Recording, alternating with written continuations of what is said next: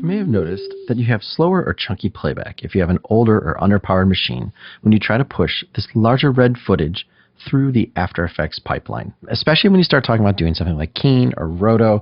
If you're having chuggy playback or your frames are taking a long time to advance forwards or backwards, something we can do is take advantage of a proxy workflow. And before I take you through what it is, it's very simple to do.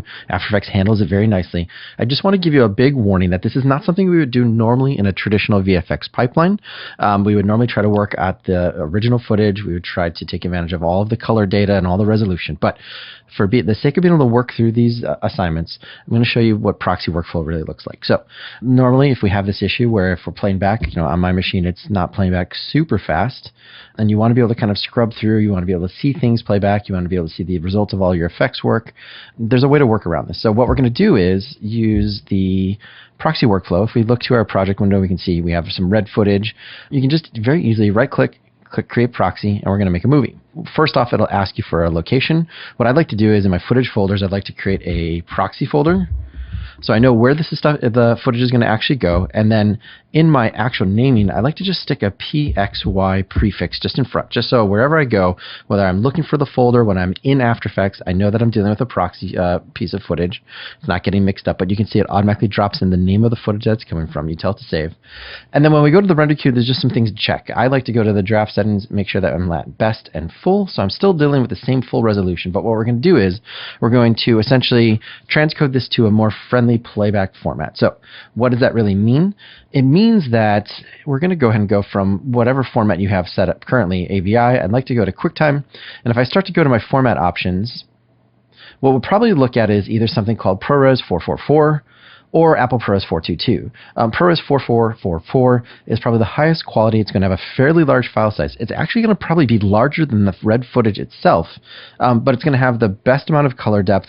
It's going to have the best amount of resolution, the least amount of compression artifacts. But if you have even more playback issues with the ProRes 4444, you can always go down to ProRes 422. For now, let's just go ahead and say ProRes 422. You can see that After Effects, when I set the proxy, it automatically did this post-render action. So there's a lot of other things you can do if you're working with footage, but in this situation, it's automatically set up proxy. And then I'm going to just hit OK. And then you can see I have my file. Just to refresh, we have the proxy folder. We have the proxy kind of preset or prefix in front of it. We hit save, and then we're going to go and tell it to render. It's probably going to be pretty quick, probably a minute, minute and a half, maybe 2 minutes on my machine. But then we'll take a look at what After Effects does afterwards and where the footage goes and how we know for sure that we've got a proxy file. So now that we've finished the render, you can take a look over here. You can see the comp that After Effects automatically made when we decided to set up the proxy workflow. The big thing right here is you can see from our back, the icon itself has changed. We've got this little icon, this little square.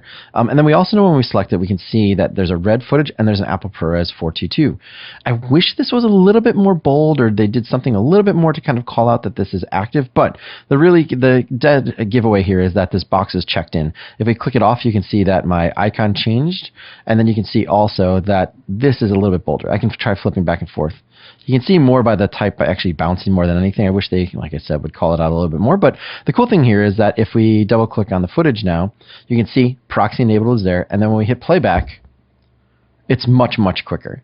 And just visually, when you look at it, it doesn't seem like it's that big of a difference. You'll probably notice it as we start getting into something like pulling keys, that the edges, you may have some color compression in there. You may have a little bit more chatter. But for the most part, you should be able to use this technique to be able to make your workflow a lot more efficient, and that your playback will be a lot quicker.